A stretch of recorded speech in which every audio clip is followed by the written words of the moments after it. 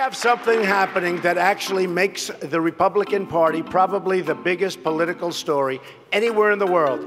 Donald Trump's dramatic victories in some of America's biggest and most important voting states has brought the Republican establishment to its knees. His routs in Florida, North Carolina and Illinois are heralding a new era for the Republican Party, and it's one over which the party's political elites and financial tycoons have little control. They want to see the country properly run. They want to see borders. They want to see good health care. They want to see things properly taken care of. Maverick politicians have been a staple feature of presidential elections, but rarely has any gotten so far. In Florida, the biggest of the winner-take-all states, establishment figures backed Marco Rubio, the state's senator, believing that the public's fascination with Mr. Trump would die down and ultimately that they would settle for their man. But for all the money and endorsements lavished upon him, the electorate rejected him with enthusiasm.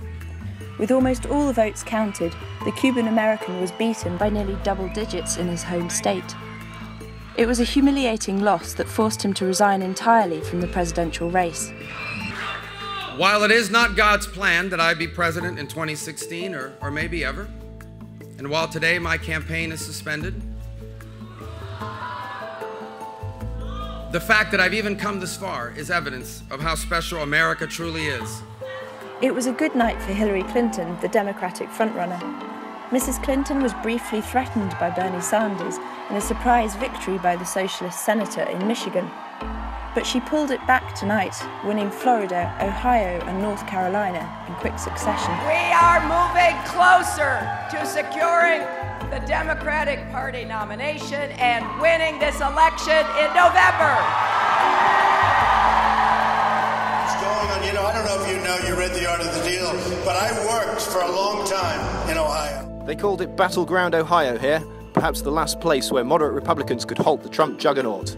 Mr. Trump's nemesis emerged in the unlikely form of John Kasich, the state's mild-mannered 63-year-old governor. Slight of build and soft of voice, Mr. Kasich is the polar opposite of Mr. Trump. He talks of decency, moderation, hope, and Ohio loves him for it. I have to thank the people of the great state of Ohio. I love you, is all I can tell you. I love you. Going into Super Tuesday, the polls had Mr. Trump and Mr. Kasich tied, but Mr. Kasich received a huge boost when Marco Rubio told his supporters to back the governor. Mr. Kasich touted his record as governor, erasing an $8 billion deficit and creating 400,000 jobs.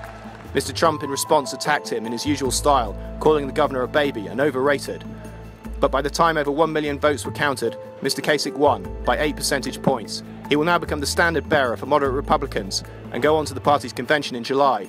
There, with the help of party insiders, he will hope to finally prevail over Mr. Trump.